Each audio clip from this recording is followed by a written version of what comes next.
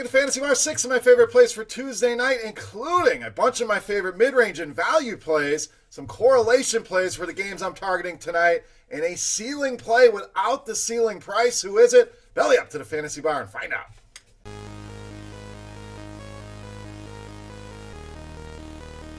Welcome in, guys. Tuesday edition, Beers Daily Fantasy 6-pack. Good to be back here in the Fantasy Bar once again, talking NBA hoops, covering, as always, FanDuel, Draftkings, and Yahoo with 6 of my favorite plays fresh off the tap for you. Hope everybody had a good Monday night. Before we get into the plays for Tuesday, guys, remember, subscribe to the channel. Make sure you get notified when the videos are coming out. We're doing 2 a week right now, kind of picking those schedules where there's a lot of games like tonight. Also, if you enjoy your time at the Fantasy Bar, as I always say, the tip jar is that thumbs up button. Make sure you hit that. Take a second, guys. Really helps us out there. And make sure you get over to FanDuel and play in the single entry series. Now, limited spots available. Nice $100 buy-in there. Maybe not for everybody, but if you're playing one lineup, throw it in there. Everybody's on a level playing field. Tons of prizes available there. And remember, this is 6 weeks of contests. You don't have to play every single night, but your top 4 scores count for the week, and whoever comes out on top after that week gets a chance at $30,000 in prizes, $10,000 prize, grand prize for that winner at the end, on top of what you're going to win playing these tournaments. So a bigger buy-in tonight, that means a smaller field.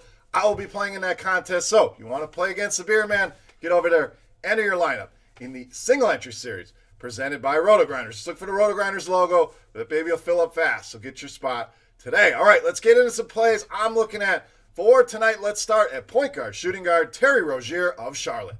So injuries are going to be the story here, as it has been for the last couple weeks and almost the whole season here. But we look at Charlotte.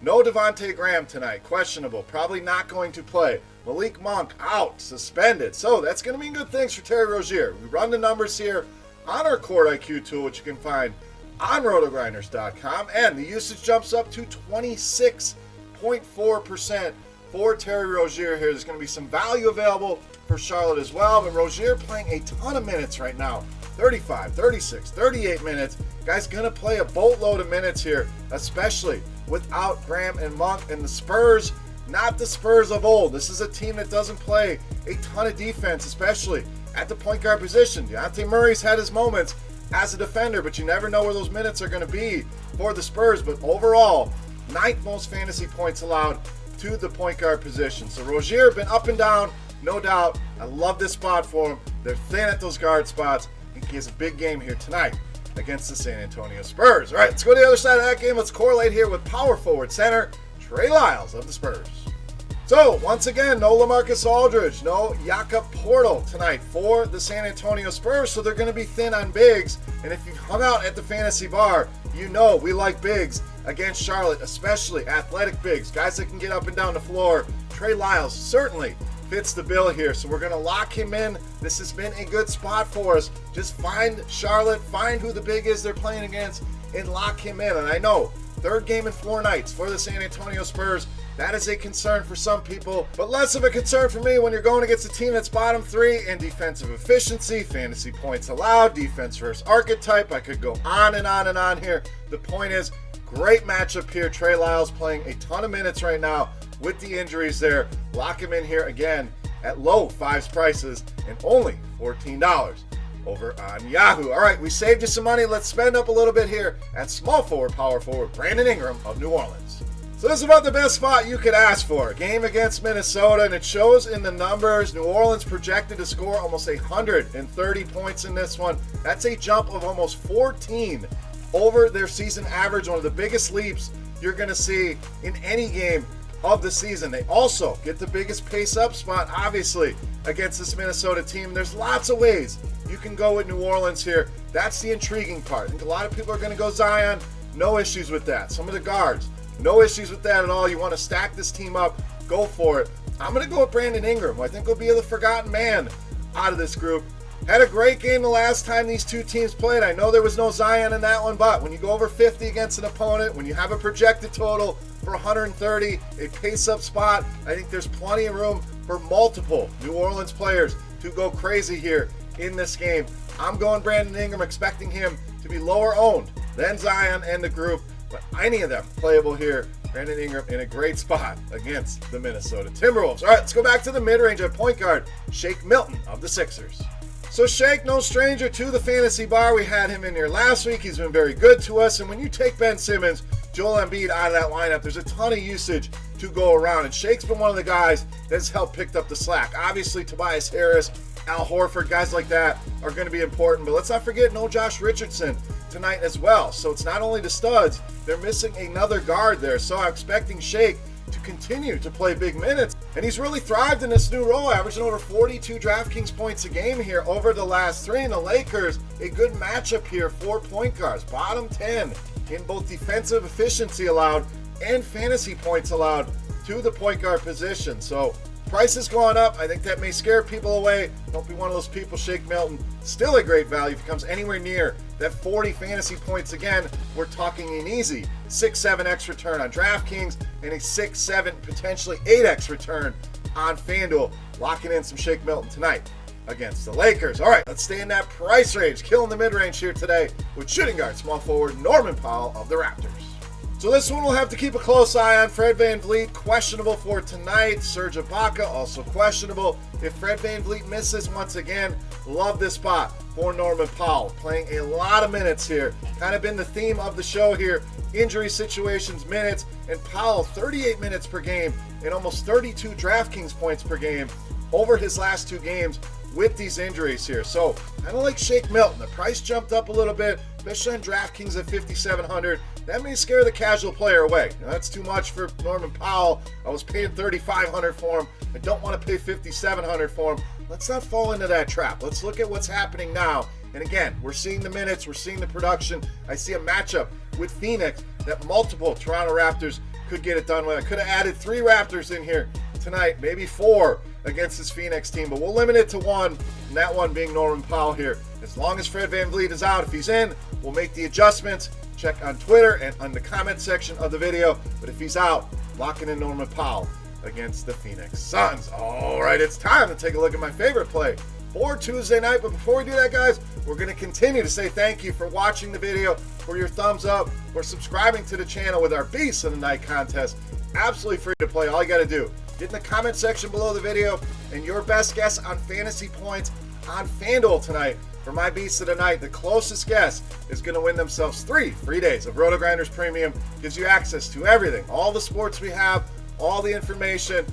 Great if you're not a premium subscriber, gives you a chance to check it out, and I promise you, you will like what you see. So, get 3 free days. All you got to do is guess fantasy points on FanDuel for my Beast. So let's take a look. My favorite play for Tuesday night. You know, Matt's the Beast of the Night.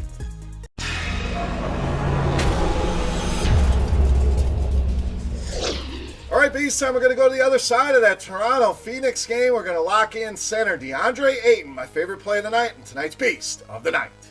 So Toronto been very good against centers when you just look at the surface, but easy Matt says, hey, no Marcus Gasol here tonight, who we know is a great defender at that position. Serge Ibaka, questionable for tonight. Even if he plays, I still like DeAndre Ayton. If he's out, smash spot here for Ayton. We'll get to that in a second. But Ayton been very consistent here of late. 4 of his last 5 games have been at least 20 points and at least 9 rebounds. So we pretty much lock in a double-double here. And when we go to lineup HQ here on Rotogrinders and look at the numbers, Ayton projected for the highest ceiling on this slate over any of the other guys, over LeBron, over Anthony Davis, over any of the other studs on this slate. DeAndre Ayton projects for a massive ceiling here on tonight's game without the high ceiling price. Yes, you have to pay mid-8s for him. I think it's a steal here for DeAndre Ayton. Don't look at those red numbers for Toronto. Let's look at who's playing now, and guys like Rodney Hollis-Jefferson, Chris Boucher are not going to be able to slow this guy down. Even if Ibaka plays, still love DeAndre Ayton. Easily my favorite play for Tuesday night and tonight's Beast of the Night.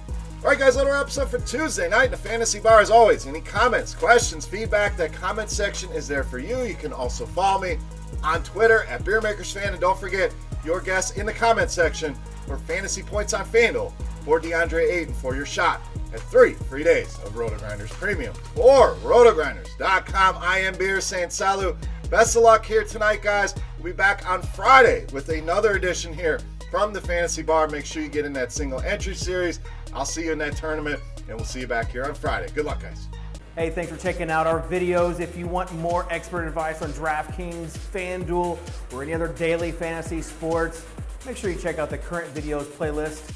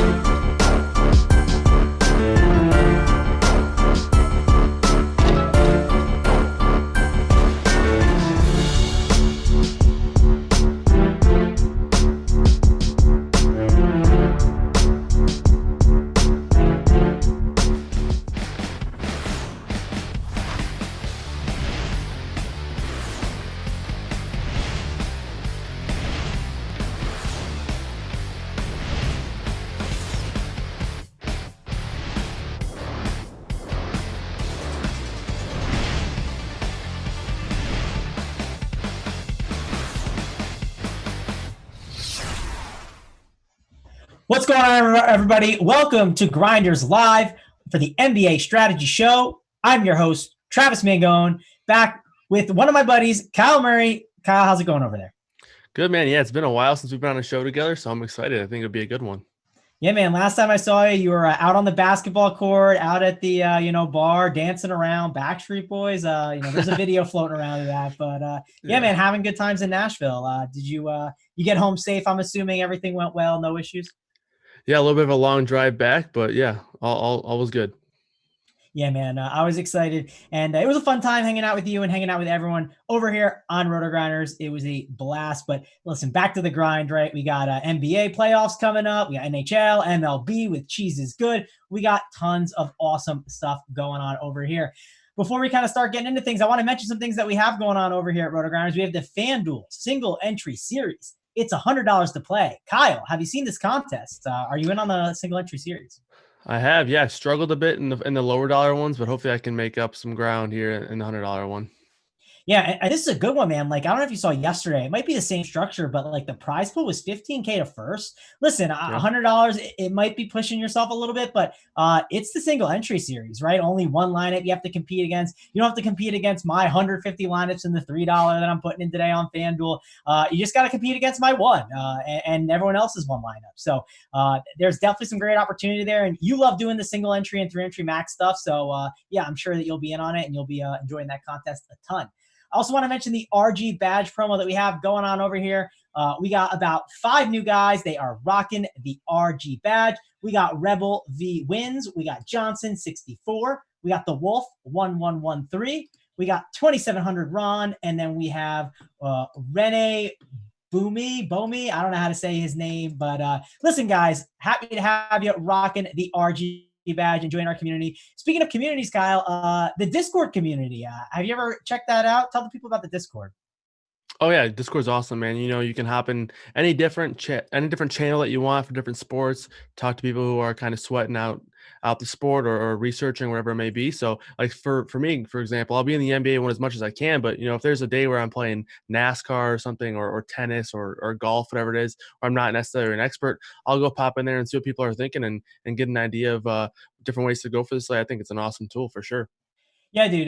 You pop in on the Discord. You jump in and check out what's going on in the XFL. Right, that's one thing that I've been kind of jumping in. The XFL chat is one that I joined in on.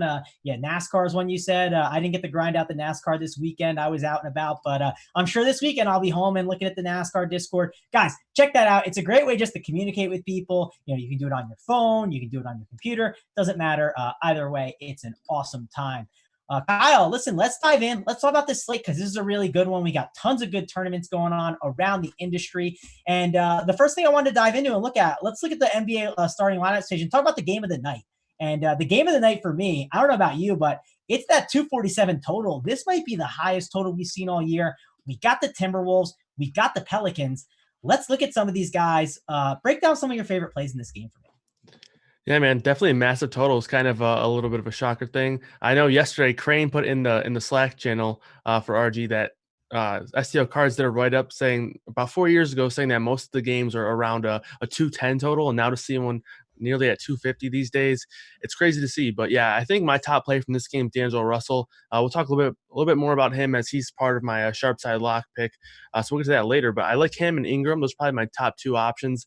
I think Ingram is super interesting, especially on FanDuel today, where we got a lot of value guys that are going to be pretty popular at small forward. In the Celtics, guys, as Hayward and Jaylen Brown should be both pretty popular. I like Ingram a lot. I think his ownership will be very reasonable. The price tag is definitely affordable, 7.9 on FanDuel, 7.8 on Draftkings. So I like him a pretty good amount. I would say those two are my favorite options, but you can definitely go elsewhere. You can go Zion Williamson. His price is down a little bit on Draftkings to 7.7.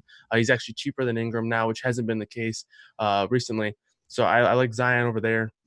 On FanDuel, he's a little bit different because at power forward, there are a few other guys that I think are cheaper that I'm going to be trying to spend down at power forward on FanDuel. But on DraftKings, I do like Zion a pretty good amount. So I would say those are my top three options.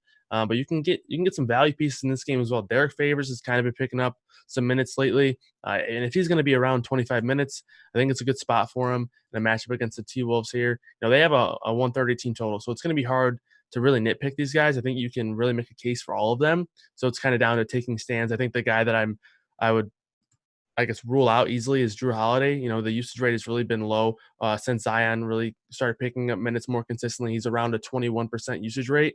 So obviously Ingram is near 28%, and Zion Williamson is near 30%. So I would prefer those guys over Holiday, and I would prefer Ball over Holiday as well, just because Ball's playing a ton of minutes, and he's doing things across the board with rebounds, assists, and scoring here and there. So I think I would actually put Lonzo over Holiday, considering you do get a little bit of a discount as well. We'll talk about Drew in a second. I have some points I want to make on him. But before we do that, guys, please hit that like button for us. We would really, really appreciate it, guys. A couple things also I wanted to mention that I forgot to mention at the top. Listen, we got a free Crunch Time tomorrow, Kyle. Crunch Time is going to be free for all the people. So come back tomorrow. Make sure you're playing and jump on in on this show tomorrow and then join the Crunch Time. That's going to be awesome. And after that, you know what we have going on, Kyle? We have a sports betting show going on. I'm going to be on it. JJ's going to be on it, Big T. And we're going to be sitting there for 3 hours sweating games. And we're all going to have a $500 bankroll. And we're going to see who can win the most money. Hopefully no one goes broke throughout the show. But we're going to try and run that thing up as much as we can and see who can be the best sports betting person. We're also going to interact with the chat. I'm sure Big T will be telling stories. JJ's always got some fun stories about, grandma pooping her pants in the car. There's tons of fun stuff going on. So we're going to be entertaining you guys. We'll be on there for 3 hours right after Crunch Time. So stick around. We have tons of awesome content. Kyle, did I sell you? Are you going to join the show tomorrow and check it out? Yeah, man, it sounds like a game show live. It'd be interesting to see how you guys react to all these live bets with the bankroll that you have. Be a nice competitive atmosphere, so I think it'll be fun for sure. Yeah, a little practicing too for that sports betting championship I'm going to be at. So that'll be fun. It'll be a good time sweating that out and just laughing and having a good time. So if you guys are just watching the games and you're bored, just come join. Even if you're not a guy that can sports bet, right? Maybe you can listen about it and learn more about sports betting, or just sweat the games with us, right? We'll be in there having fun. I'm sure we'll be talking DFS, and we might even be talking late swaps, right? Some crazy news might drop, and we might even talk about that. So guys, join in on that. We would appreciate it if you guys could join us. But let's talk about Drew again. I think you made great points about those other guys, right? Listen, I like Zion. I like Favors. They're really good plays. I think Brandon Ingram's an awesome play. I do think there's some really good small forward plays, though. Even Lonzo Ball, I think he's a great play, too. But I think there's some opportunity with Drew Holiday. And I think on FanDuel specifically, you can find that. And the reason why, if you look, right, in these big tournaments, I love shooting guard today. I think on FanDuel, shooting guard is loaded. You got Booker. You got LeVert. I'm blanking who else at the top. D'Angelo Russell. There's another guy, DeMar DeRozan. That's the other one I'm thinking of. There's so many good shooting guard options. You can go lower to a guy like a Norman Powell if all those Raptors guys are out. So many opportunities there at shooting guard. And Drew Holiday is a leverage opportunity off of those high spends, and he's a leverage off of Zion and Ingram. I'm not saying that Zion and Ingram are not going to get their normal usage, but if they don't, who's going to get that usage and have the big game? It could easily be Drew. So I think there's some double leverage opportunities there. And he could be what? Maybe, let's see on the RG percentage owned. What do we have here? Let me hit the refresh. He's probably going to be what would you say, Kyle? 5% owned? Yeah, probably around there, 5-10%. Yeah. Yeah, and for Drew, I can't type. We have him at, look, 12% owned. I was hoping to be a little bit lower, but I could see him being in that single digits. And that could just be one pivot you make, and you can just go chalk the rest of the way. So still looks like a pretty good play overall. 5.1 point per dollar, smash percentage 29%. Definitely a good play. But listen, I love Zion. Trust me, I'm going to have a lot of him. We're going to kind of build out my FanDuel script in about 15 minutes or so. We're going to kind of look at that and see how it shakes up. See what I'm kind of doing and talk about like plays that we like. But Zion's a guy I'm going to have a lot of, trust me. Definitely going to load up on him. Let's talk about the other side, because I think there's a lot to like on the Minnesota Timberwolves too, right? If you look at this Timberwolves team, it's D'Angelo Russell's world, and he gets all the usage, right? All the usage is just being funneled to him. He's 9K. Should he be 10K, Kyle? I mean, at this price, I still think he's too cheap. It feels like CJ McCollum just getting funneled too much usage, where he's getting 40 to 50 fantasy points almost every night. Yeah, I mean, with all the guys that they have out, it's a little bit of a short rotation for him, specifically when it comes down to just the talent around him. There's not really any specifically good ball handlers or shot makers. So he is the guy when it comes down to usage. 40% assist rate since joining the T-Wolves, so that number's pretty solid as well. 15% rebound rate as well. So those numbers look really strong. So it's just really hard for me to get away from him. And, I haven't checked the updated ownership since going live, but 21% right now on FanDuel. Rotogrinders has projected right now, so I think that's actually a pretty strong number. I think we'll see a lot of guys higher than that. I think we'll see Booker higher, we'll see DeRozan higher, and then if we get some injury news, we might even see a guy like Norman Powell, who's a value guy, potentially be up there as well. So Russell projected as a third highest owned shooting guard right now on FanDuel. I like that a lot. I think he's he's not a super chalky play, not contrarian by any means, but I really like the upside that he brings tonight. Yeah. Also think Malik Beasley's a good play. Who are some other Timberwolves you like? And then some injury news dropped. We'll talk about that in a second. But who are some of the other Timberwolves you'd want to go to? Because I think Beasley's kind of in play as well. Yeah, I think Beasley's definitely in play. He should be pretty contrarian. I think most people are looking to spend up a little bit at shooting guard, so he could be contrarian. VanVleet actually just got listed doubtful, and so did Serge Ibaka. So maybe we see a guy like Norman Powell get some ownership as well. But as far as these other Timberwolves, I think James Johnson is somewhat interesting. I like him when he's a little bit cheaper, but the minutes have been pretty solid, and he's been producing pretty well. The guy I like is Naz Reid. The minutes are going to be not as great, but be around 25 minutes. Really good permanent guy. He played 22 minutes last game.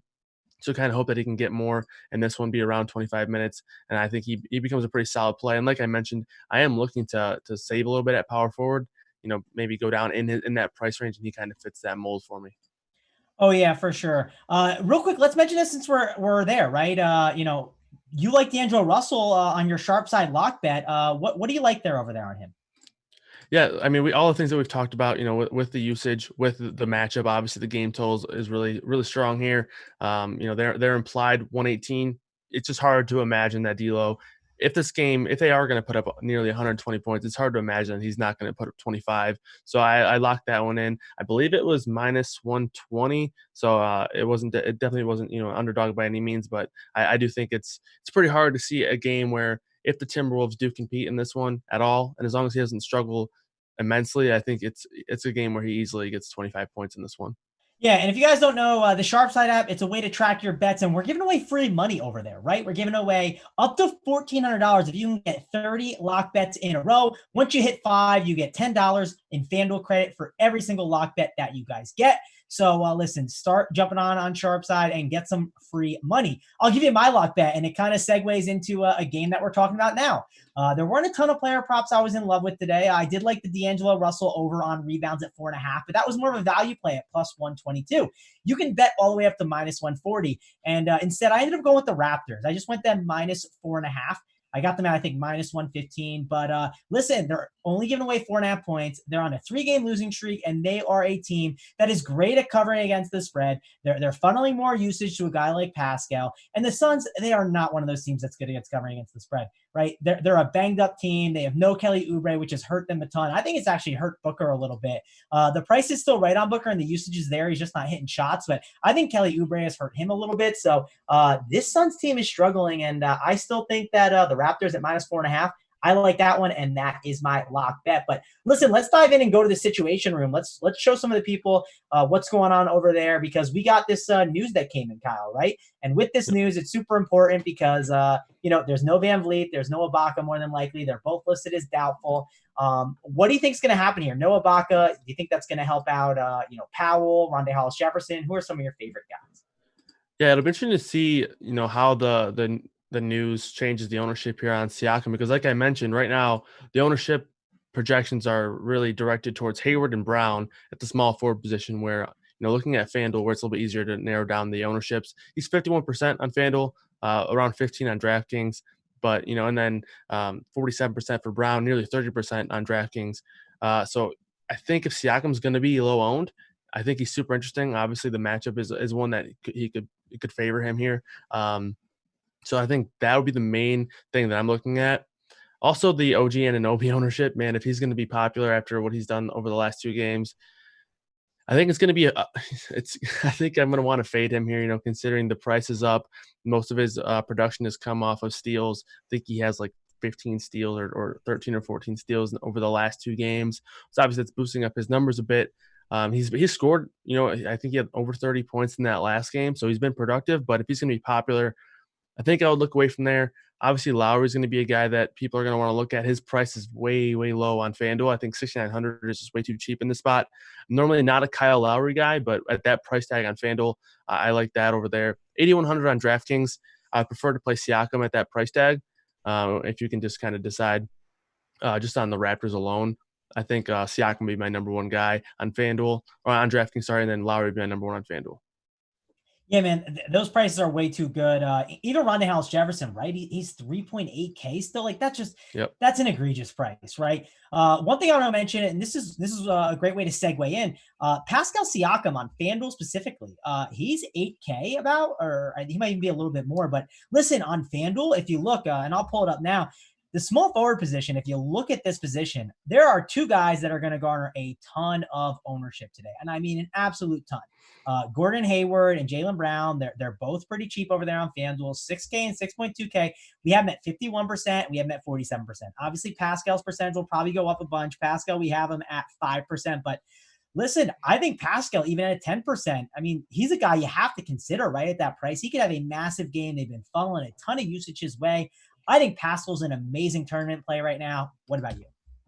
Yeah, I think it'll be interesting to see, because I think that third guy in terms of ownership will either be Ingram or Siakam. So if it's Ingram, I think Siakam's really interesting. Either way, I think I'll like them both. You mentioned the usage, 28 over the last 2 games, 28% usage.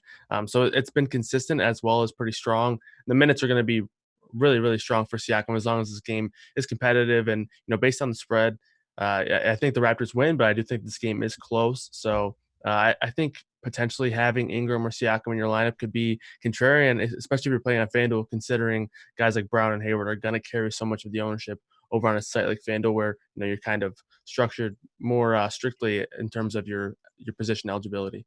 Yeah, and he's just not shooting well, right? Like he went 9 for 23 in the one game, 6 for 21. He hasn't shot the greatest, and he's even that Charlotte game, he ended up being fine. I expect him to be great. His usage has been awesome.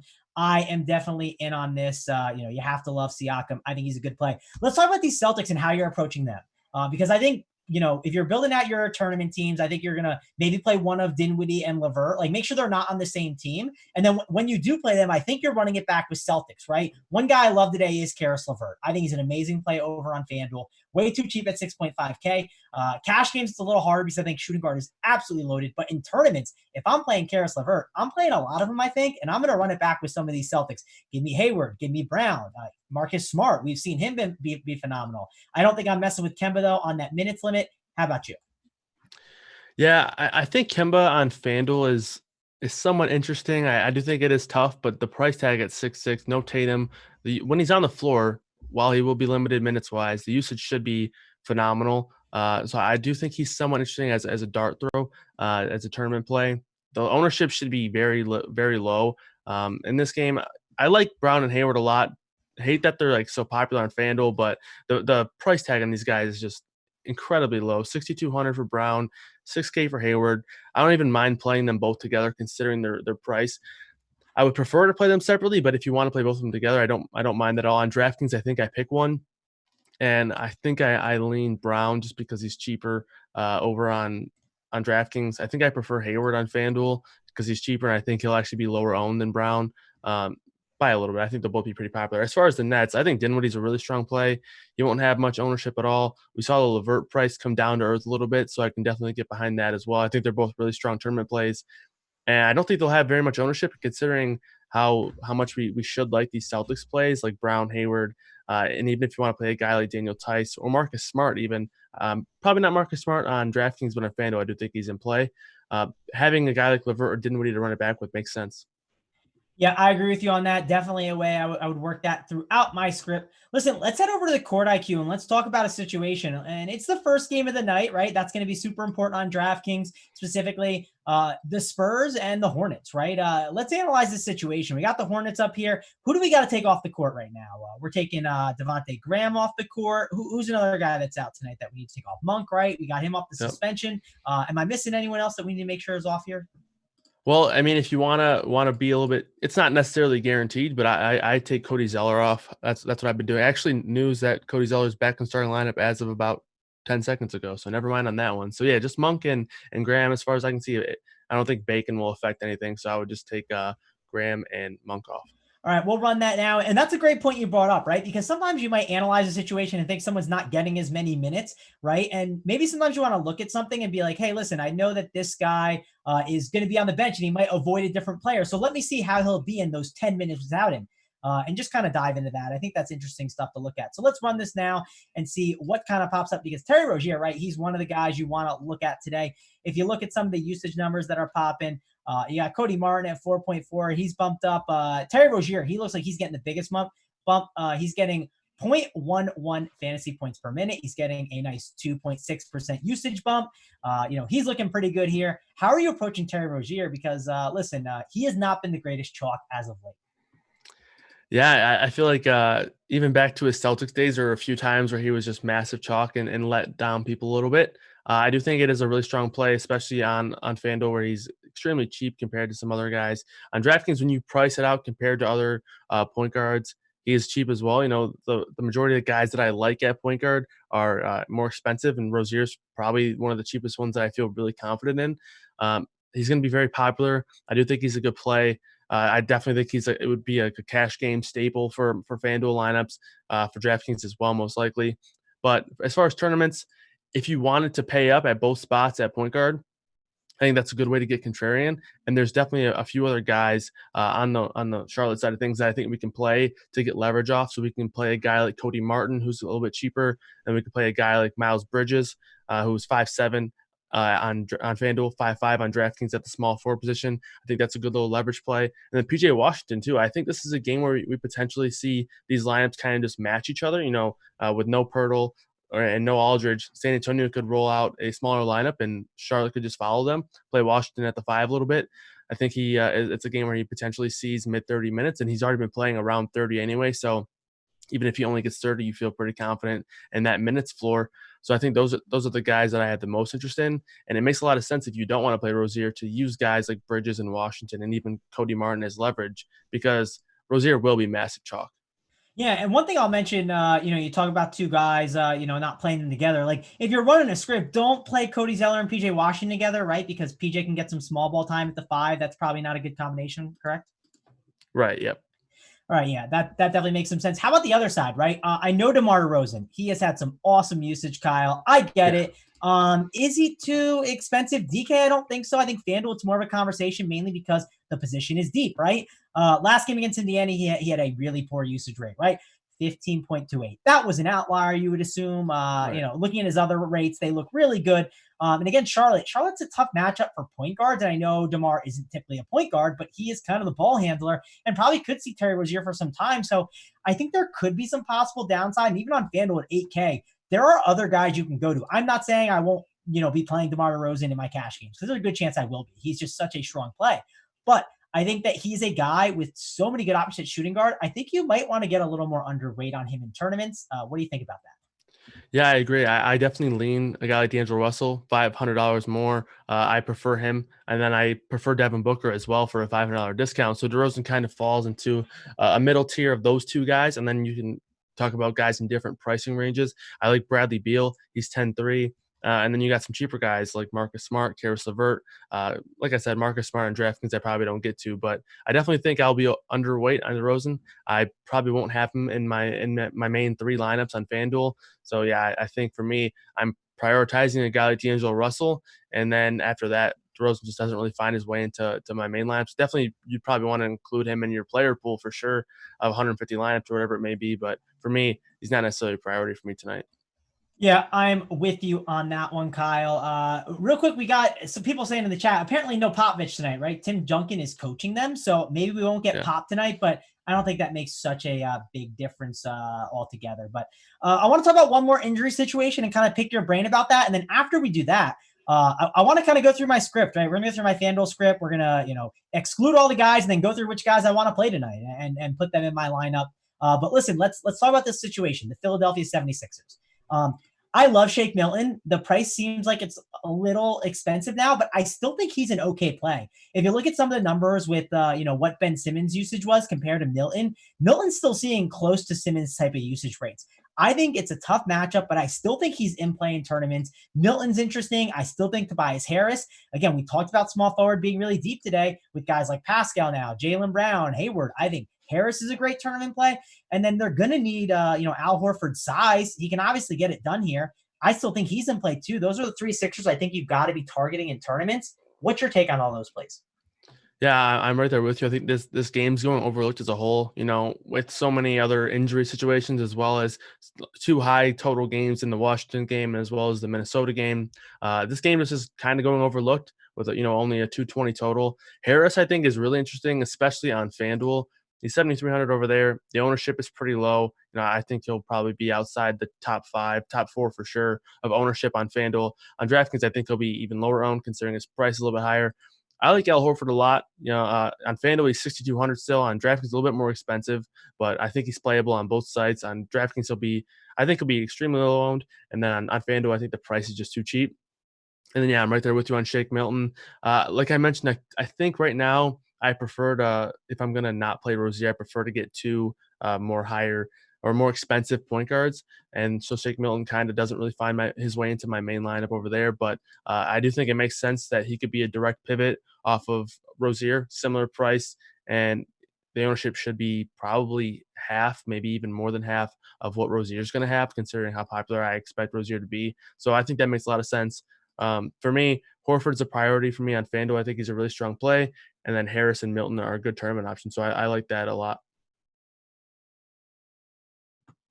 Sorry, I had myself muted there. And I was just saying, Shake Milton, right? 4% owned, right? That's his ownership there over on DK. It's a great pivot, right? And it's totally worth looking at in tournaments. I think it's something you got to consider. If you were playing one of those Sixers, are you running it back with a LeBron or Anthony Davis? How would you approach that? Yeah, it's tough. I think I'm liking more of a balanced build tonight, and I think most people are with me there, considering the ownership on these guys is pretty low. But I do think potentially, Davis missed the game, first game back since being out. I think LeBron could be somewhat interesting here. I am a little bit worried about how much this 76ers team can compete here, and it is a tough matchup for both teams. Really, it should be a pretty slow paced game, and both teams inside the top 10 of defensive efficiency. So I don't prefer to play LeBron or Davis, but if I'm going to have 2 or 3 76ers in a tournament lineup, say, maybe set a rule if I have 2 76ers to get a guy like LeBron, and I would prefer LeBron over Davis tonight, though. Yeah, I think that makes sense. If you're going to play 2 Sixers, you definitely have to have a Laker Ram back. And then between James and Davis, I don't know, as Blender would say, play whoever you want. Like, that doesn't matter. Just pick whichever one you think is best. Listen, Kyle, we're going to break down my FanDuel script, right? I'm joining that $3 today. I'm already in it, got my entries, and I started looking at some stuff and I said, why don't we just do this on the show? We'll just kind of go through the process of it. What I kind of do, give the people a little bit of a sneak peek at some things. So I'm going to hit the refresh, Kyle, and then we're going to go game by game and just kind of put in the guys that we want based on looking at everything here.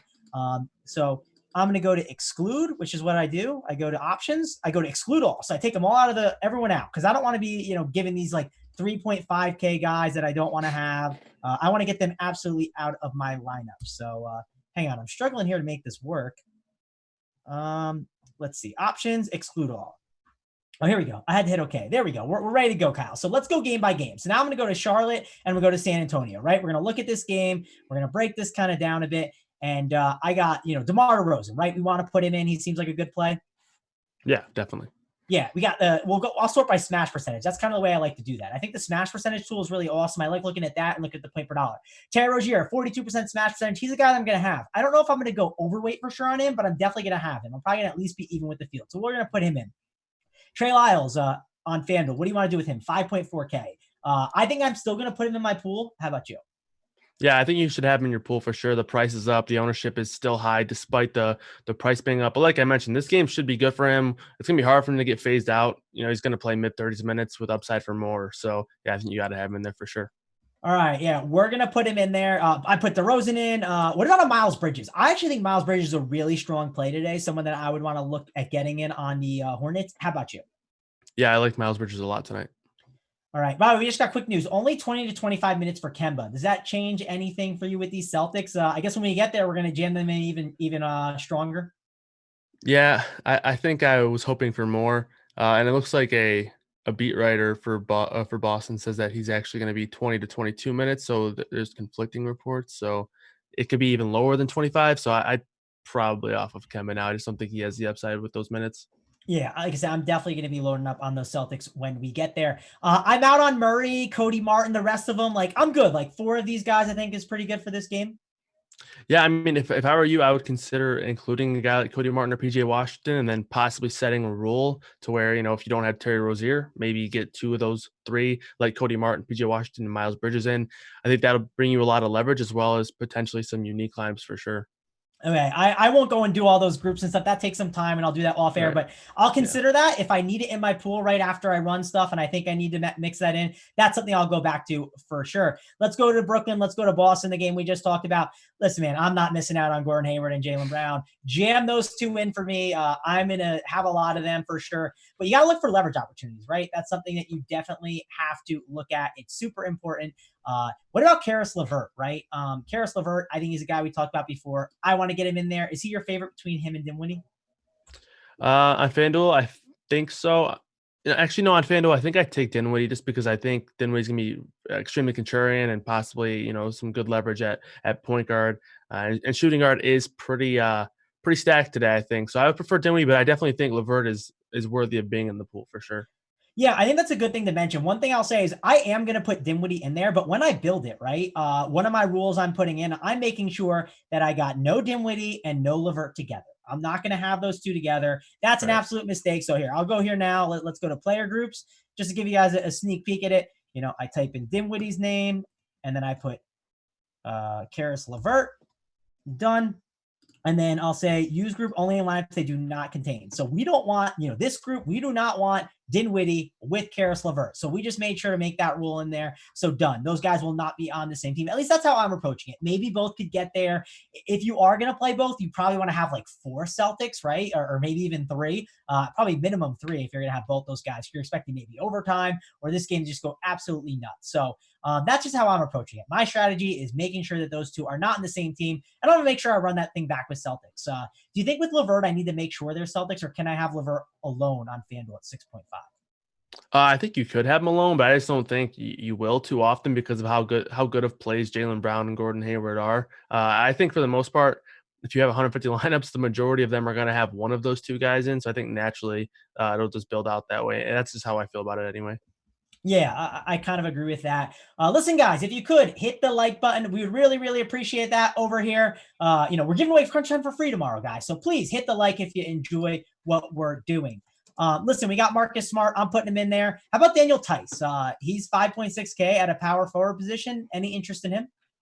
Yeah, for me, I'm leaving Tice out just because I think there are a few other guys a little bit cheaper and in that same price range that I like a little bit more. And like I mentioned at that point, he'd probably be like a 4th Celtic that you could potentially have in your lineup. So I just don't get to it too often. Yeah, and I think before the RHJ news, I was going to put him in there, but I'm going to probably have a lot of RHJ at that price. It's just an Yeah. absolute misprice, so I'm going to have him.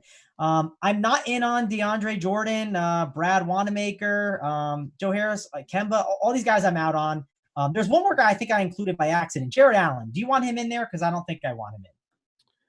Yeah, I don't, like I mentioned, he's kind of in the same boat as Tice. There's cheaper guys as well as, some other power forwards on the slate. So he's a guy that can blow up any given night. But for me, I don't think I'll have him in the player pool. Yeah, I misclicked it by accident, so we're going to get him out of there. Sorry for that. I'm on the new computer, Kyle, the new Mac. Things are Yep. confusing. I went from Windows to Mac.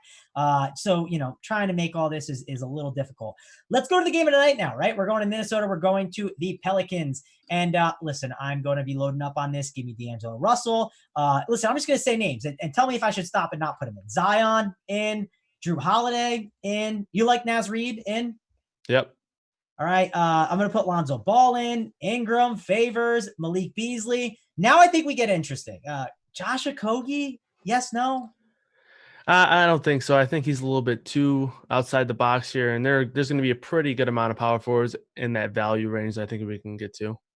Yeah, I'm with you. Wancho, James Johnson, any Josh Hart. I don't mind Josh Hart, but at shooting guard on FanDuel, I don't love it. DraftKings, maybe. I think the price is probably too up.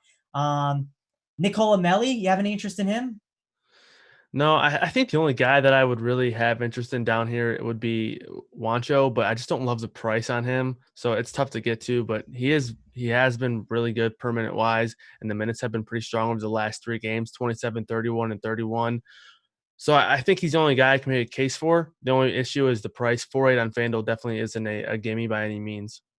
Yeah, I'm with you. By the way, we got Dan saying best cast ever. Thank you. Kyle and I appreciate that. We also got Maxwell Glover. He's saying Lyles is a ticking time bomb. He is gonna bust soon. Kyle, what do you think about that? I know we talked about Lyles a little bit, but do you kind of agree he's a little volatile today? I think I'm gonna play Lyles, but I think I'm gonna be underweight on him. I do think he's definitely volatile, especially considering. Well, I guess we'll have to wait on these new ownership projections with the Toronto news. I think he could potentially fall down a little bit with RHJ coming into the fold. But I think just because of the price tag, he's volatile. But he's going to play 30 minutes. Like, there's no way around it. I think unless foul trouble or injury or something like that. But for the most part, when you run like 100 different simulations or whatever it may be, he's getting the minutes here. He's going to play 30 minutes or more with upside for even mid to high 30s. So I do think he's volatile based on the price. He's not always going to perform here, but the minutes will definitely be there. Yeah, I agree with you. Like I said, I think Lyles is one of the better guys that maybe not be as high on today. So yeah, another question in chat. What Celtic is better than Brown or Hayward, Kyle? Maybe it's Smart, but that's about it. I think those two are the best Celtics, though. Yeah, I think they're the best for sure. I think Smart would be possibly in contention on FanDuel, but not on DraftKings just due to the pricing over there. But for me, I think it's Hayward and Brown at the top. Yeah, again, another good leverage guy, right? A good shooting guard and a guy you can maybe leverage off of the Hayward and Brown a little bit. So, yeah, that's something you can do. We're going to go to the next game. We're going to go to Clippers and OKC, and I'm going to start, putting some guys in. There's a lot of revenge opportunity here. But I don't know, Kyle. This game, I don't have a great read on. I think Paul George at 6.8K on FanDuel, I got to put him in here, correct? Yeah, a little bit of a revenge game going back to OKC. So I like it a little bit. And the price tag is just really intriguing, and he's just not going to get ownership. So he struggled for sure recently, but it's Paul George. He's one of the best players in the NBA, so I like it. Yeah, what about some of these other guys? I think Chris Paul at 7.3 is a good opportunity, right? To get off of a Fox or a Lowry. Maybe make sure that my Paul George and Chris Paul are just together. That way, if they don't work out, they just burn together and go down in flames together. That's something I might consider doing.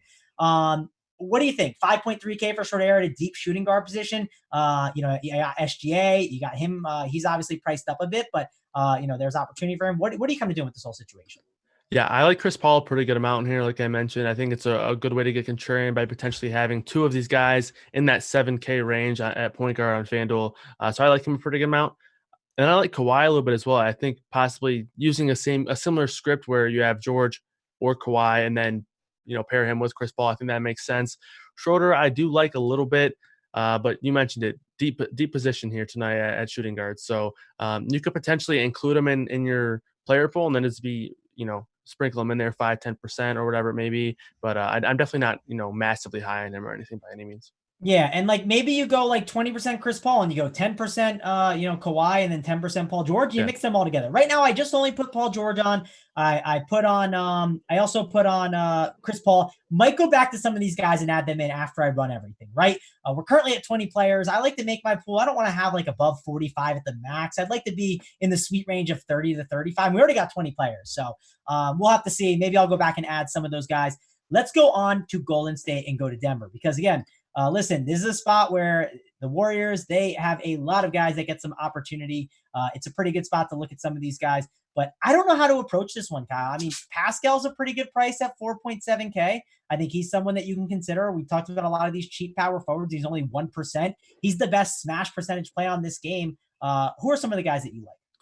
Yeah, two of my favorite tournament plays are actually in this game. So Pascal is one of them. I think his ownership will be extremely low considering that this is going to be an 8-man rotation from what I've seen so far. I haven't checked on the Warriors since, around 2 or 3 o'clock. So they might have done something with G League or whatever it may be. But as far as I can tell, 8-man rotation. So, or no, they have Randall. So a 9-man rotation. Sorry, but I don't expect him to, factor in too much. So, but Pascal and Chris are two of my favorite tournament plays. Like I mentioned, they add Randall, who was a wizard last year, but he's a point guard. So he shouldn't really factor into the rotation as far as affecting Chris and Pascal too much for sure. The center position is a little bit iffy. A lot of the guys that I think are strong plays are popular and expensive. Marquise Chris is not going to be popular and also not expensive. So I like him a lot tonight in tournaments, and Pascal as well. I think he's going to play, the upwards of mid 30 minutes, probably be around 32 if you're projecting a safe number. But yeah, those are two of my favorite tournament plays tonight. Yeah, I love that call, Kyle. I think that's a great call. I think the Chris is a great route to go, especially because center, I don't think that's a spot where I'm going to eat as much chalk, right? I think I might be a little bit more different there in my tournament builds. I'm going to put Jamal Murray in there because I think he's got a great ceiling at that price. So I'm going to put him in for now. Maybe I'll realize I have too many guys and I need to X him out. But for now, I'm going to throw him in there. That's something I can easily go and tweak. What about Jeremy Grant? He could be a guy, right? If Millsap gets ruled out, he could be interesting at the power forward spot. Is he a guy you'd want to put in there? He's only 1%. We can, I can maybe put 5% Grant and I'm still overweight right now. And I don't know. What's your thoughts on that kind of route? Yeah, definitely. I mean, this is just another spot where there's going to be two guys here. If Millsap's ruled out, I think I would have interest in Grant and Michael Porter Jr. We saw it happen last game where MPJ only got 19 minutes, but he performed very well. If it's just a game where whatever may happen, if he gets 25 minutes, we've seen the talent from him. Obviously, a great matchup. So if it's a game where Michael Porter Jr. gets 25 minutes, he could potentially smash, and he's going to be virtually unowned. And then Jeremy Grant is kind of the opposite of Michael Jr. He'll be really safe with the minutes, not as he's good per minute, but he's not as good per minute player as Michael Porter Jr. So if Millsap's ruled out, I think those are two guys that you include in your player pool, and then make a rule saying play just one of those guys in whatever lineup. Yep, that works. How about Jokic? There's not a lot of these other guys I want. Maybe Wiggins or Lee I'd want to throw in there. What do you think of those three guys? Yeah, so Jokic, I think, is a guy who's not going to look very, very. He's not going to grade out very well as a point per dollar play, but it's a slate where we have a lot of value, and he could potentially be a guy who's going to be one of the high, raw point scorers on the slate. So I think you could include him, potentially sprinkle him in a little bit. Like I mentioned, you're going to have value to spread out anywhere, so you will have the money. And if you want to go up at center, I think it makes sense to play Jokic here, where he's just not going to be very popular. Yeah, I'll throw him in for now. He could be a guy when I go and look at the centers, I might X him back out. And Right. What about Wiggins? Wiggins has opportunities, small forward position, kind of deep. I don't know, though. I can't figure that one out, Kyle. How about you? Yeah, for me, I think I'm preferring Siakam, preferring Ingram, preferring even Paul George over Wiggins. So at that, he's kind of in there in the price range with those guys. So I think I'm just leaving Wiggins out. Yeah, that's currently where I'm at. But man, a 1% Wiggins, I'm going to put him in for now, and then we'll see how it works out. Again, I might have to go back and X some guys out. We're at 26 players now. And listen, we have a game, Toronto and Phoenix, where we got to load up on guys, right? If you're looking right now, we got two core plays right here from Meansy. We got Powell, we got Lowry. I'm putting those guys in. I'm putting in RHJ. Lowry, we just said, I'm putting in Devin Booker. I know he's 40% owned, but he is a guy that I love today in a good spot. I'm probably staying away from OG. I don't need to go that route today. And, people might chase him. I just don't think I need to go there. I'm putting Pascal in. I think he's a phenomenal play. I like Ayton as a spend up. I know his ownership has gone up a little bit. I don't know how I'll maybe approach him. Maybe I'll just go even with the field. I didn't know his ownership would be 26%, but Ayton I think is certainly in play. What about a Bridges or a Rubio? Any other guys I'm missing here? I think you pretty much got them all. I'm with you. I think I leave Anunoby out. I think people will flock to that, considering his main production is going to come from steals. I know he did have, 32 points last game. I just don't think that's a typical outcome for OG, and so I don't think those steals can necessarily be counted on consistently. So yeah, for me, it's those main guys that you mentioned. Yep, I'm with you on that. We got a QQ for you, actually. We're going to finish these 2 games out, and then we'll do the QQs. We'll answer this one, though, for you, Will. Kyle, if you had to pick one, is it D'Lo or is it Ingram? Oh man, those are 2 of my favorites tonight. So that's tough, but I'm gonna go D'Lo. I think with the Toronto news, it makes it a little bit easier to get off of Ingram and go to Siakam, or even go down a bit to Paul George, or whatever you want to do at small forward. But I guess I'll go with D'Lo. I just like him a lot. But right now, I have both of those guys in my main lineup, so a little bit of a sneak peek. Agree. I love D'Lo. That's the move, Kyle. If you have to pick, that's your safest bet, and he's an awesome play. Listen, guys, if you could, please hit that like for us. We would really, really appreciate it. We're not giving away anything for it, but we are giving away Crunch Time tomorrow. We have a sports betting show going on with me, Big T, and we got JJ. We will be doing a $500 bankroll challenge, seeing who can win the most giblets. So, guys, join in on the Crunch Time tomorrow. Join in on the show tomorrow at 5:20, and then join in on the sports betting show. We got content going on all night long. Listen, let's talk Philadelphia. Let's talk the Lakers. Who do you want to put in your pool here? I don't know. I think Harris and Milton and Horford I want. I don't think I want Alec Burks. I'm going to put those 3 in. But then I don't know what to do with the LA guys. Like, do I want a LeBron? Do I want a Davis? I think what I'm going to do is maybe just play only 1 Sixer on every team and then not play a Laker. What do you think about that? Yeah, I think that's the way to go. I think you nailed it right there. And right now, I think I would prefer it to be Horford, especially on FanDuel. And that makes a lot of sense. I think if you wanted to get really deep, you could play Burks, but he's got 18% projected ownership right now. So I think with that ownership, you're not really getting too much out of it. So I think for me, I'm right there with you, Horford, Milton, and Tobias. Yeah, I'll say this. I'm going to throw one guy in there. I'm going to throw Davis, right? And the reason why I'm not going to throw LeBron is I think small forward is really good and really strong.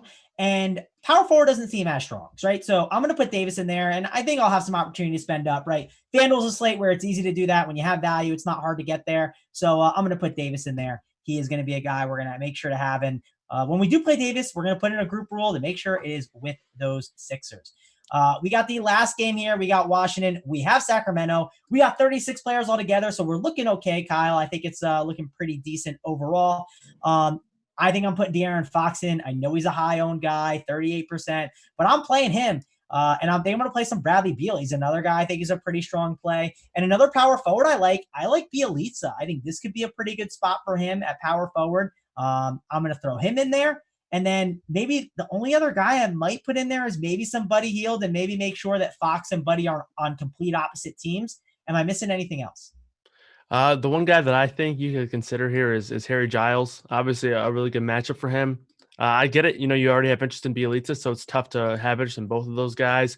And then you definitely want to probably, exclude them from the same lineup. But I do think he's at least someone to have some interest in. He's going to be extremely contrarian, and we know Harry Giles can put up points quickly. This is going to be a game that I like a lot to kind of load up on and be contrarian on. Beal kind of fits into that same mold as Jokic, where we have a ton of value, and he's just a guy who's a little bit more expensive than people are probably comfortable with, and that's why we see the ownership at 5% projected ownership right now. So I like him a lot. You're paying up a little bit to be contrarian, and with all the value on the slate, you can do so easily. So Beal's a guy that I like a lot tonight. Yeah, I'm with you on that. I think maybe I'll end up putting in Giles a little bit, but I got 39 guys. We'll make it 40 on the dot, right? Yeah. And then I might adjust some stuff. We'll put Giles in there and then see how it shakes up. So that's everything. We're going to go in. This is what we do, Kyle. We got all of our 40 players, right? They're all in here. They're all looking good. Now we're going to go to the build rules, and we're going to, I'm going to make it 149 lineups. The reason why I'm making it 149 and not 300, because I don't have a wife that I'm sitting here building lineups with, Kyle. I'm doing 149 because I put my cash team in. It might be blowing money, Kyle, but if my cash team would win all the money tonight in that $3, I would kick myself, right? So I'm going to make it 149 lineups, and I'm going to make my range of outcomes. What's the number you're feeling, Kyle? What's you got a lucky number you like? Let's see. I don't know. Usually I keep it typically lower-ish. So I usually do around 12 or 11.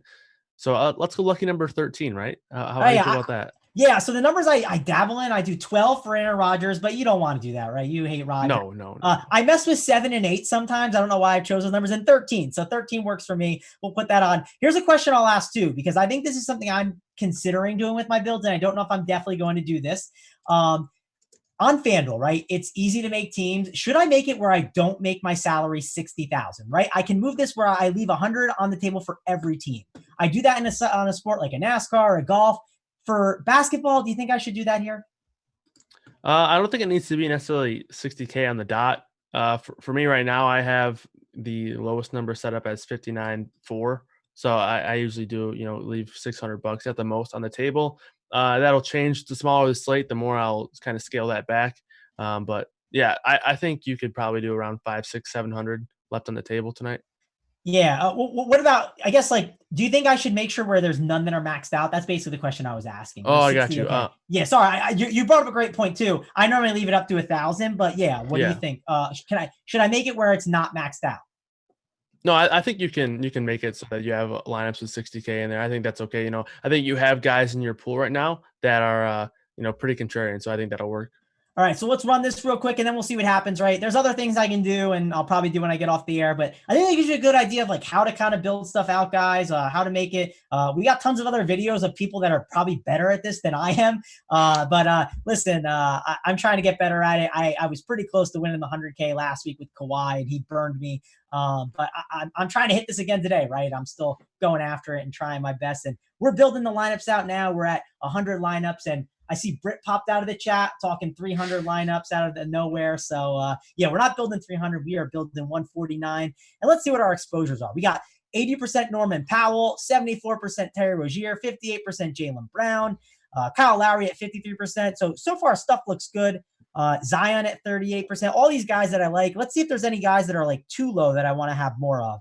Like Bradley Beal, right, at 1%. I want more Bradley Beal. So this is when I start kind of jumping in here, Kyle, and I start boosting stuff. So I'll probably make sure I have 10% of Bradley Beal. I put the min on that. Torian Prince snuck in there. I don't know how he did. I may have misclicked. So we're going to get him out of there. Karis LeVert, he's a guy I love today, Kyle. He's 8% owned. I'm going to make sure we have 20% of him. What do you think about that? Yeah, I think you got to make some stands, take the guys that you're high on and double the field or maybe even more. So I think I like that. Yeah, so that's where I start doing that. And listen, I start locking guys too. Like I don't lock them all, but I'll lock a couple guys here and there. One guy that I kind of thought about locking today was a Karis LeVert. But the only problem with locking him, shooting guard is so deep. I don't know if I can end up doing that. That's one of the things I'm kind of working on. We'll make sure Pascal, right? We'll put him to about 5%, right? So make sure to put him in more. Paul George at 6%, that's fine. I'm probably going to go even with the field on Paul George, maybe a little bit more, right? We'll go to 15. And I'm going to keep tinkering with it and stuff. But that kind of gives you an idea of how I go about the process and how I look at things. And then I'll start Xing guys out. Maybe I'll start adding guys. But let's get to some QQs, right? We got about 10 minutes left, guys. Please hit that like button for us. We would really, really appreciate it. That's all we're asking here. We went through basically a free Roto Academy video for you guys here for about 25 minutes. So we'd really appreciate if you could hit the like for us, guys. That would be awesome. But start firing those QQs, and I'm going to put that in the chat now so you guys can start sending them away. First one for you, Kyle. We got Eric Pascal or we got Trey Lyles for a DK GPP. Who do you got? I like Pascal a lot. I think his minutes are similar to where Lyles is going to be at. So I prefer Pascal. I definitely think Lyles is an okay play, but we've talked about how we're not as comfortable with the price boost and what it may be. So I think I prefer Pascal just because you're going to get an extreme ownership discount on that. Yeah, I'm with you on that. Caleb Martin, 3K on DK as a play. What do you think, Kyle? Okay, sorry, I had to think which Martin is one I like. I prefer Cody Martin. I think you can I know he's a little bit more expensive than his twin brother, but I would just probably try to get Cody Martin. I think he's going to play in the 30s while Caleb Martin's going to be around 24, 25 minutes. They're both going to play, but I think Cody Martin starts, and I think he gets more minutes. So I'd just go with that twin. Yeah, here's a question for you. Patty Mills is a value play. You could use that as leverage off of DeMar DeRozan, right? I don't hate it, but it's not something I would be doing. How about you? Yeah, coming off a big game last night, I think, a narrative to talk about when considering some of these Spurs guys is it's a back-to-back, and DeJounte Murray doesn't really play a lot at all. So and now on a back-to-back, he could potentially be even more limited. I don't think I get there. I think that's going a little bit out of my way to be extremely contrarian, and I don't feel too much confidence in that. But it is something that I at least mentioned with the DeJounte Murray kind of being limited narrative. Yeah, I'm with you on that. Lou Williams or Norman Powell? I think it's Norman Powell, but I could get it in tournaments. Maybe the low on Lou will, but I think it's Powell. How about you? Yep, I'm with you. I prefer Powell. All righty. Let's see. Favorite center option, or actually, here, we'll do this one first. Favorite DK play, regardless of price. Who's your favorite DK guy? I think I'm gonna go D'Angelo Russell. The price doesn't really shift my interest too much depending on site.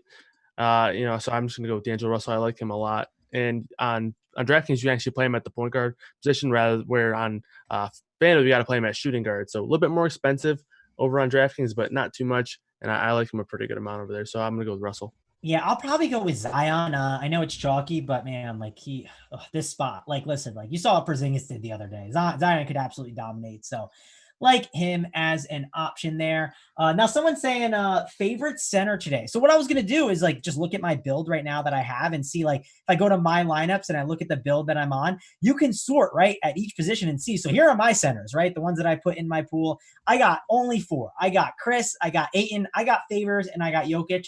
Kyle, who's your favorite center option? Yeah, I mean, that pool sounds very similar to the guys that I was selecting from, and I think my favorite right now is Chris. I think Ayton would probably be my number 2, and it's probably close. But I think I lean Chris slightly because I think he'll be pretty contrarian. I think he'll be lower owned than Ayton, and I like the price tag on him. Yeah, I kind of rank it. I like Favors a little bit today. Yeah.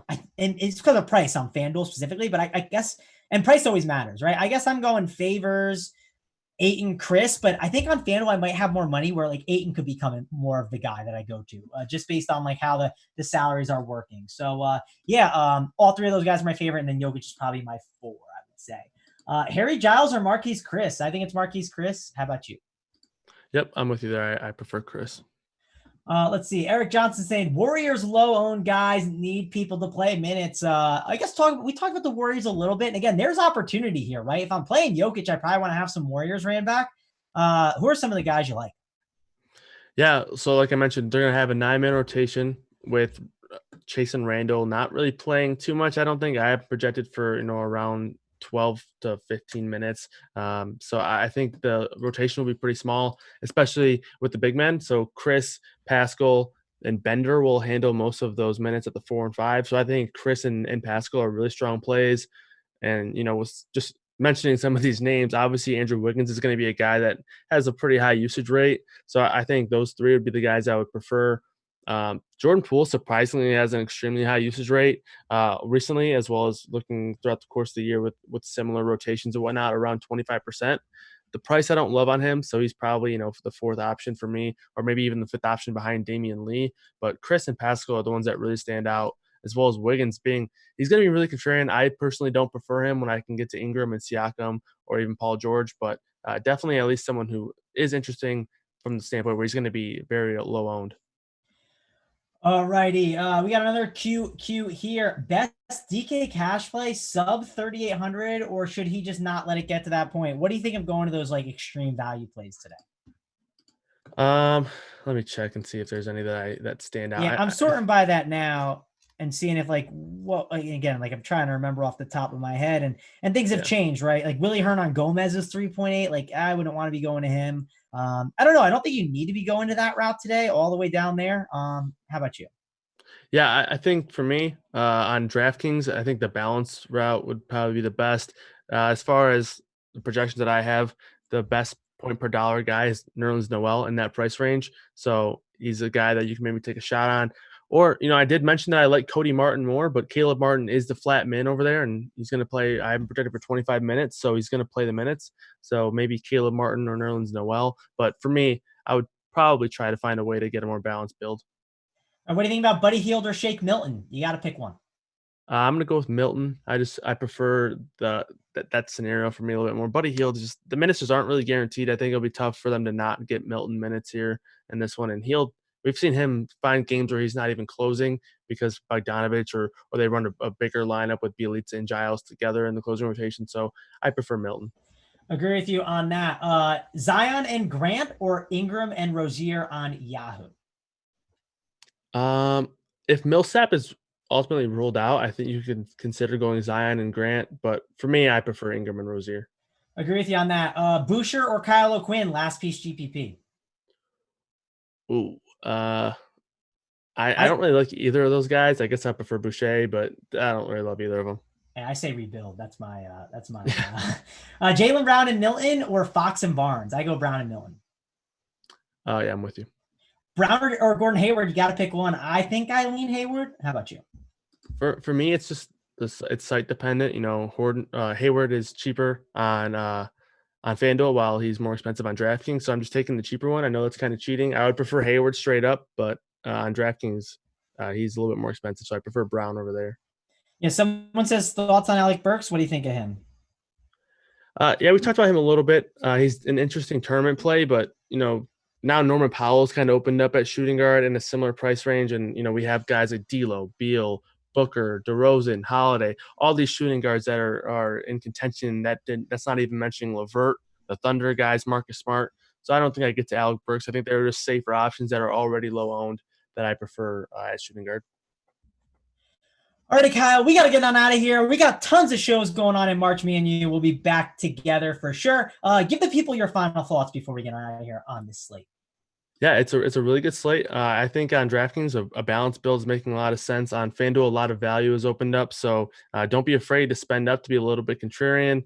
And there's just a lot of good plays. So don't forget to take a look at some of these games like the Washington game or like even the Golden State game where the Warriors are at a low, a very small rotation. There's a lot of games that are going overlooked, a lot of situations that people are overlooking considering there's just a lot of injuries today. So just keep that in mind. All right, guys, we got to get on out of here. Thanks a lot for joining us. Tune into Crunch Time tomorrow. It's free, and then the sports betting show. And don't forget, hit that like, guys, before we get on out of here. But we got to go. For me, Travis Mangone, and Kyle Murray, we're out of here.